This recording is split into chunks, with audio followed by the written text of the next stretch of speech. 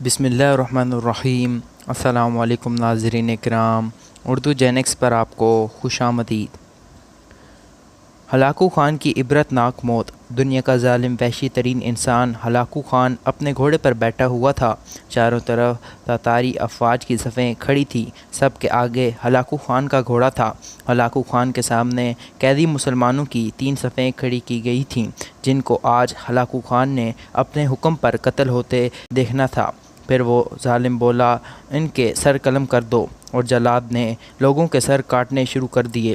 پہلی صف میں ایک کی گردن گئی، دوسری کی گردن گئی، تیسری، پھر چوتھی۔ اسی صف میں ایک بے قصور بوڑھا غریب قیدی، جو کہ اپنے گھر کا واحد کفیل بھی تھا، کھڑا تھا۔ وہ موت کے ڈر کی وجہ سے دوسری صف میں چلا گیا۔ پہلی صف کا مکمل صفایا ہو گیا۔ ہلاکو خان کی نظروں نے اس بوڑھے کو دیکھ لیا تھا کہ وہ موت کے خوف سے اپنی پہلی صف چھوڑ کر دوسری صف میں چلا گیا تھا۔ ہلاکو خان گھوڑے پر بیٹھا ہوا، ہاتھ میں طاقتور نیزہ لیے اچھال کر اس سے کھیل رہا تھا، اور مسلمانوں کے قتل کا منظر دیکھ کر اس کھیل سے خود کو خوش کر رہا تھا۔ جلادوں نے دوسری صف پر تلوار کے وار شروع کیے۔ گردنیں آن کی آن میں گرنے لگیں۔ جلاد تلوار چلا رہا تھا اور خون کے فوارے اچھل اچھل کر زمین پر گر رہے تھے۔ اس بوڑھے بابا نے جب دیکھا کہ اس دوسری صف کے لوگوں کی گردنیں کٹ کر اس کی باری بہت جلد آنے والی ہے، تو وہ بھاگ کر تیسری صف میں کھڑا ہو گیا۔ ہلاکو خان کی نظریں بوڑھے پر جمی ہوئی تھیں کہ اب تو تیسری صف آخری ہے، اس کے بعد یہ کہاں چھپنے کی کوشش کرے گا؟ اس بے وقوف بوڑھے کو میری تلوار سے کون بچا سکتا ہے؟ میں نے لاکھوں انسان مار دیے، تو یہ کب تک بچے گا؟ تیسری صف پہ جلادوں کی تلوار بجلی بن کر گر رہی تھی۔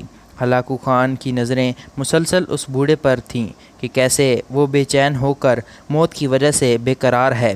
تیسری صف کے انسانوں کی گردنیں گر رہی تھیں۔ جلاد بجلی کی تیزی سے اس بوڑھے بابا تک پہنچا تو ہلاکو خان کی آواز گونجی، رک جاؤ، اس کو ابھی کچھ نہ کہو۔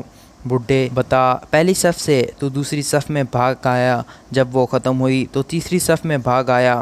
بڈھے، اب بتا، پیچھے تو کوئی اور صف بھی نہیں ہے، اب تو کہاں جائے گا؟ اب تجھے مجھ سے کون بچائے گا؟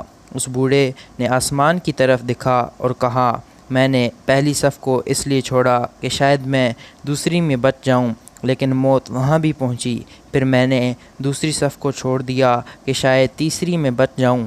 ہلاکو نے گرز کو ہاتھ میں اچھالتے ہوئے کہا، بڈھے، کیسی خام خیالی ہے، یہ کیسی بہکی باتیں کر رہے ہو؟ بھلا تمہیں میری تلوار سے بھی کوئی بچا سکتا ہے؟ بوڑھے مسلمان نے زمین و آسمان کی ہر چیز کے مالک، اس کے واحد لا شریک رب پر بے انتہا یقین کے ساتھ کہا کہ وہ اوپر والی ذات اگر چاہے تو کچھ بھی ہو سکتا ہے، اور اگر وہ چاہے تو مجھے تجھ سے بھی بچا سکتا ہے۔ کیسے بچا سکتا ہے؟ ہلاکو خان نے اتنے تکبر سے کہا کہ اس کے ہاتھ سے نیزہ گر پڑا۔ ہلاکو خان چابک دست، ہوشیار جنگجو اور چلاک انسان تھا۔ ہلاکو خان نے گھوڑے کے اوپر بیٹھے بیٹھے گرے ہوئے نیزے کو اٹھانے کے لیے خود کو جھکایا کہ زمین پر گرنے سے پہلے وہ اسے ہوا میں ہی پکڑ لے۔ اسی کوشش میں ہلاکو خان کا ایک پاؤں رکاب سے نکلا اور وہ اپنے گھوڑے سے نیچے آ پڑا، جبکہ دوسرا پاؤں رکاب میں ہی پھنس کر رہ گیا۔ ہلاکو خان کا گھوڑا اتنا ڈر گیا کہ بھاگ نکلا۔ ہلاکو نے خود کو بچانے کی بڑی کوشش کی، لشکر بھی حرکت میں آ گیا، لیکن گھوڑا اتنا طاقتور تھا کہ کسی کے قابو میں نہ آیا۔ وہ ہلاکو کو پتھروں میں گھسیٹ گھسیٹ کر بھاگتا رہا، یہاں تک کہ ہلاکو کا سر پتھروں سے پٹک پٹک کر اس قدر لہولہان ہو گیا کہ اس کی روح چند ہی منٹوں میں اپنے اس تکبر بھرے وجود کو چھوڑ کر جہنم رسید ہو گئی۔ لشکر نے جب بے انتہا کوششوں کے باوجود ہلاکو خان کے طاقتور گھوڑے کو قابو کیا تو اس وقت تک اس کا سر برے طریقے سے کچلا جا چکا تھا۔